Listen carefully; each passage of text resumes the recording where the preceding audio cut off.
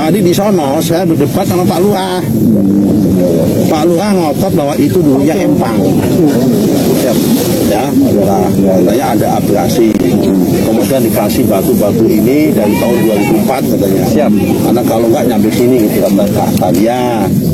Saya nggak mau debat sama Pak Lurah. Ini kampung dia. Kalau kami debat saya nggak bisa pulang saya nanti. Tapi begini, mau Pak Lurah itu bilang empang, mau Pak Lurah bilang apa, yang jelas secara faktual, material tadi kita lihat sama-sama, fisiknya udah nggak ada tanahnya, betul kan? Nah, udah nggak ada tanahnya. Karena udah nggak ada tanahnya, saya nggak mau debat soal masalah garis pantai apa nggak mau. Itu toh kalau dulunya empang, kalau yang di sana tadi karena udah nggak ada fisiknya, maka itu masuk kategori tanah. Nah, kalau masuk kategori tanah musnah, otomatis apapun di situ hilang.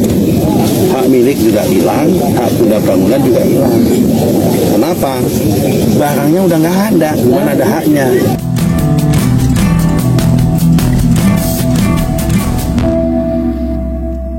Halo, Assalamualaikum saudara-saudara. Ada peristiwa menarik ketika Menteri Agraria dan Tata Ruang (ATR) dan Kepala BPN Nusron Wahid meninjau desa Kohot di Tangerang. Di desa ini ada lokasi yang perairan yang diberi sertifikat baik HGB maupun AM. Nah, di situ Nusron sempat melakukan perdebatan dengan Kades Kohot, yaitu namanya Arsin, tentang status tanah itu. Jadi Pak Kades ini mengatakan bahwa tanah itu adalah dulunya empang gitu. Yang ingin dia katakan adalah tanah itu memiliki sertifikat aslinya gitu. Tetapi kemudian Nusron Wahid menolak klaim tersebut karena faktanya di lapangan itu memang sudah tidak ada tanahnya gitu. Karena nggak ada tanahnya, kemudian Nusron Wahid mengatakan bahwa itu disebut dengan tanah musnah gitu. Nah, apa sebenarnya tanah musnah? Biar tidak salah saya bacakan bahwa di dalam hukum Indonesia, tanah musnah biasanya merujuk pada tanah yang hilang atau tidak lagi dapat digunakan karena perubahan fisik seperti terkena abrasi, longsor, atau bencana alam lainnya. Dan ini diatur di dalam beberapa undang-undang, antara lain Kitab Undang-Undang Hukum Perdata pasal 570 yang mengatur tentang berakhirnya hak milik atas barang termasuk tanah yang musnah atau hilang. Kemudian juga diatur di dalam Undang-Undang Nomor 5 Tahun 1960 tentang Peraturan Dasar Pokok-Pokok Agraria atau UUPA pasal 27 yang menyebutkan bahwa hak atas tanah hapus karena tanahnya musnah. Pasal ini menyebutkan bahwa jika tanah tersebut musnah, maka hak atas tanah juga hilang. Kemudian juga Peraturan Pemerintah Nomor 24 Tahun 1997 tentang pendaftaran tanah, pasal 57 mengatur bahwa penghapusan hak atas tanah dapat terjadi karena tanahnya musnah. Lalu jika tanahnya itu misalnya musnah, baik kena abrasi atau rob dan segala macam, apakah SHM-nya bisa kembali setelah pulih? Dalam arti begini, misalnya tanahnya itu kemudian diuruk lagi, kemudian menjadi tanah baru, apakah kemudian sertifikat yang lama itu bisa kembali dengan sendirinya? Ternyata tidak, karena dia akan berstatus sebagai tanah baru yang berdasarkan prinsip hukum agraria di Indonesia. Tanah yang baru tersebut masuk ke dalam kewenangan negara. Artinya jika ada warga negara yang mau mengurus sertifikat itu, maka dia harus mengurus ulang begitu. Nah, untuk membahas tentang apa yang terjadi di Desa Kohot ini, kita akan membincangnya dengan Bung Halili Hasan, peneliti politik yang juga pegiat hak asasi manusia. Apa kabar, Bung Halili? Kabar baik, Bung Ali, kabar baik. Ada peristiwa menarik ketika lurah berdebat dengan menteri gitu ya. Kemudian menteri Nusron Wahid tidak mau berdebat panjang karena faktanya tanah itu sudah tidak berupa tanah gitu. Kalaupun dulu itu betul-betul berupa empang gitu. Yang pertama-tama ingin saya bahas dengan Bung Halili adalah ada kepercayaan diri yang luar biasa seorang lurah berdebat dengan menteri gitu, Bung. Anda melihat seperti apa, Bung? Nah, ini menarik nih, Bung Ali. Saya sebenarnya tidak terlalu tertarik kalau harus bicara soal hukum ya, terutama hukum agraria, hukum pertanahan, karena saya bukan pakar di bidang itu gitu. Tapi secara politik yang bisa kita lihat dari proses perdebatan itu, ini semacam kuat-kuatan backing politik, Bung. Artinya kalau seorang kepala desa itu dengan PD membantah menteri, artinya backing politiknya juga kuat, Bung, gitu. Jadi ya saya kira pada diri Pak Menteri, Mas Menteri Nusron ini kan seperti yang pernah saya bincang sebelumnya, dia berada dalam situasi yang di fait accompli gitu ya, karena publik sudah membincang ini secara terbuka, dan itu ada di aplikasi yang juga bisa diakses secara terbuka. Makanya kalau dia kemudian hadir di konferensi pers dan kemudian menjelaskan berbagai hal yang berkenaan dengan pelanggaran dalam penerbitan sertifikat itu, yaitu bagian dari sesuatu yang sebenarnya tidak boleh tidak harus dia lakukan. Maka kalau sekarang dia tanpa mati-matian, berbeda ya misalnya dengan menteri sakti yang tidak sakti misalnya di DPR itu kan. Itu kan menteri KKP itu tampak banyakkan ngelesnya gitu kan di DPR itu ketika hearing dengan Komisi 4 DPR gitu ya. Dan ini agak berbeda dengan Nusron. Artinya sekarang sebenarnya Nusron itu punya backup politik yang cukup kuat, paling tidak dari tindakan dia untuk hadir di depan publik. Artinya dukungan publik sebenarnya secara politik itu ada di pihak Nusron, dan itu cukup kuat sepanjang dia tidak ditegur oleh presiden gitu ya. Ya barangkali Nusron akan jalan terus dengan gaya dia memperjuangkan. Tapi ketika kemudian ada seorang kepala desa dan dengan PD-nya mendebat menteri, ini penandanya satu saja, Bung, berarti dia juga punya political backup gitu ya. Pertanyaannya kemudian siapa yang membackup? Ya tentu saja satu, dia pasti berada dalam posisi untuk mengamankan kebijakan yang dikeluarkan pada pemerintahan sebelumnya gitu ya. Kalau kita lihat waktunya kan 2023, yang bersangkutan bisa jadi atau patut diduga menjadi bagian dari yang memuluskan pagar laut itu gitu ya. Artinya dia sebenarnya punya tapi dikondisikan untuk tidak boleh tidak membela kebijakan ini gitu. Maka kalau kita lihat tone-nya kan, Pak Kades ini tone-nya adalah ingin membenarkan keluarnya sertifikat HGB itu. Masalahnya kemudian apakah dukungan itu hanya dari rezim sebelumnya yang mengeluarkan sertifikat HGB ini? Jangan-jangan tidak, Bung. Saya menduga ini juga berkenaan dengan backup ekonomi juga. Jangan-jangan sudah banyak hal yang dilakukan oleh investor yang ingin berinvestasi pada proses reklamasi laut di wilayah Kohot yang merupakan yurisdiksi dari kepala desa. Jadi jangan-jangan ketika dia pede mendebat menteri itu bukan hanya backup politik, Bung, yang sebenarnya relatif kuat pada dirinya, tetapi juga banyak hal secara ekonomi yang sudah digelontorkan oleh investor gitu ya, melalui kepala desa, melalui pemerintahan desa setempat. Kira-kira begitu, Bung. Yang menarik juga, Bung, ini Pak Kades ini juga dikawal oleh orang-orang mirip seperti Pas Pampres, Bung. Ini seperti apa Anda melihat ini, Bung? Ya ini yang juga menarik menurut saya, Bung, ya, yang kemarin sempat viral juga ya ketika kendaraan taktis militer itu masuk ke Kohot kan, dan kemudian narasinya mana preman-preman itu kan, jadi bayaran-bayaran itu. Maka kalau cermati ya orang-orang yang berada di sekeliling Kades, itu kelihatan betul ya bahwa narasi yang berkembang di netizen itu betul adanya, itu justru mengkonfirmasi gitu ya. Dan itu menurut saya dari sisi politik sebenarnya tidak cukup menguntungkan gitu ya. Karena pada dasarnya ya seorang Kades di Republik ini pada umumnya ya Kades ya begitu, Kades kan. Mendebat menteri nggak mungkin berani.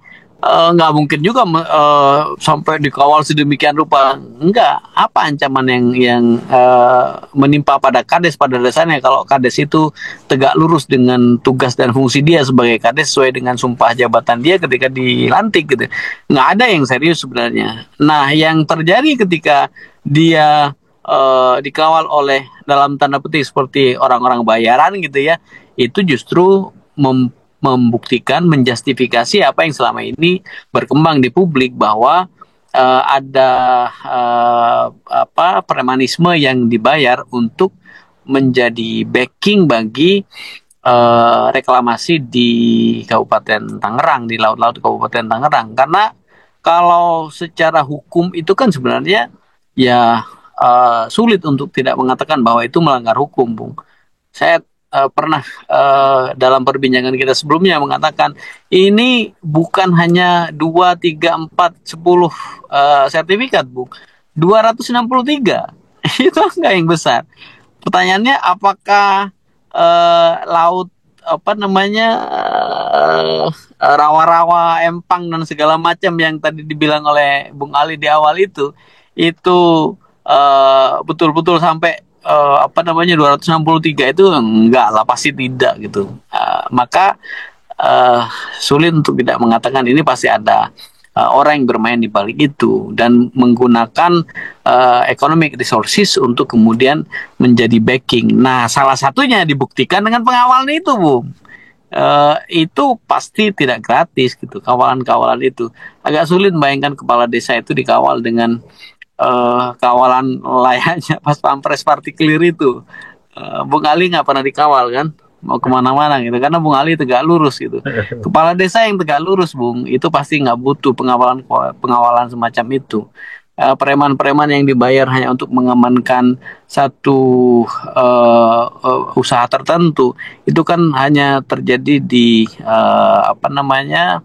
di sebuah aktivitas ekonomi yang dibaliknya ada semacam mafia, mafioso dan seterusnya.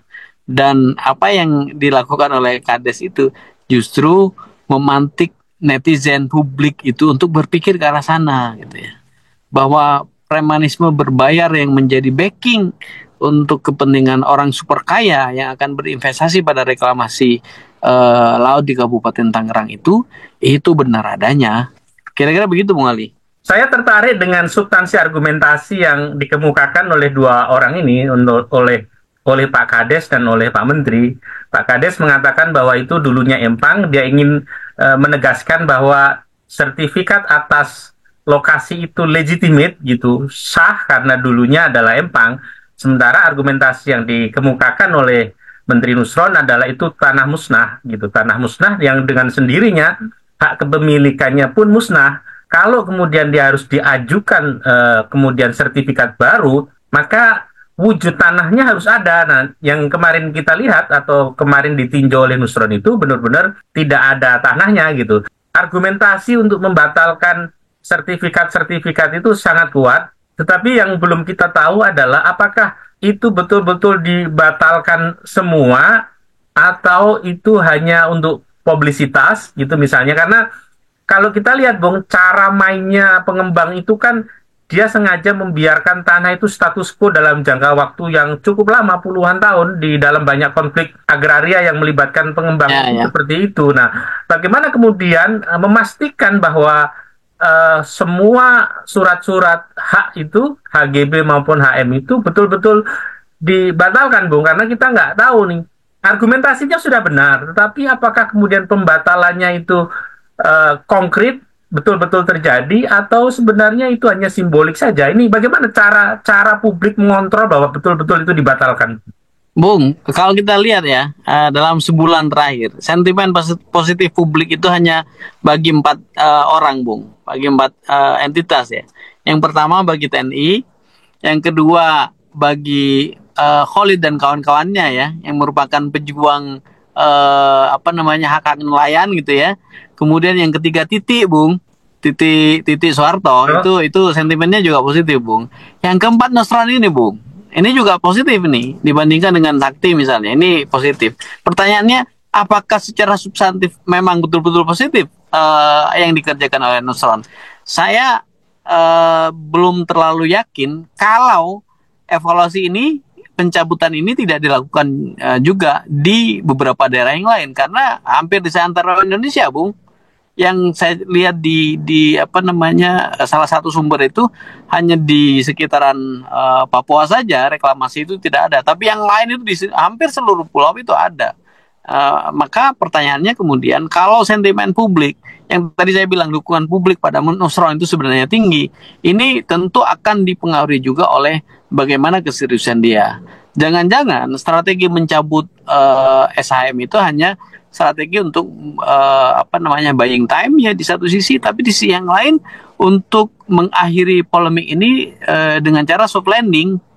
Kalau itu yang dilakukan pasti apa namanya bagi publik itu akan sangat mengecewakan, dan narasi bahwa negara sudah hadir dan kemudian pencabutan itu dikaitkan dengan patriotisme misalnya, Bung, itu bisa jadi justru akan menambah kekecewaan publik. Maka bagi publik tidak ada pilihan lain menurut saya selain mereka harus terus melakukan proses pemantauan, pengawasan agar ini tidak kemudian apa namanya layu sebelum berkembang lalu kembali seperti semula dan seperti tidak ada apa-apanya, dan kemudian publik kembali menjadi apa namanya korban dari begitu banyak aktivitas ekonomi dari para investor, dari para pengembang yang itu merugikan hak-hak mereka.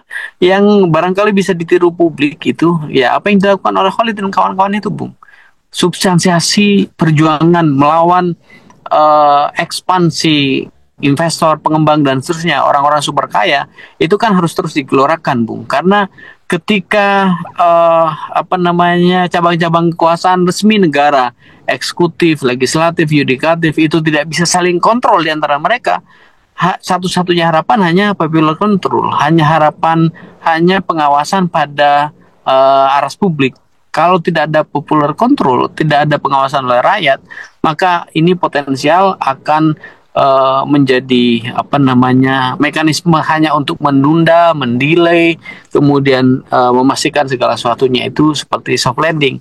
Oke, terima kasih Bung Halili atas ulasannya. Saudara-saudara, ikuti terus Politika 19 kritis mencerdaskan. Terima kasih atas atensinya. Wassalamualaikum warahmatullahi wabarakatuh.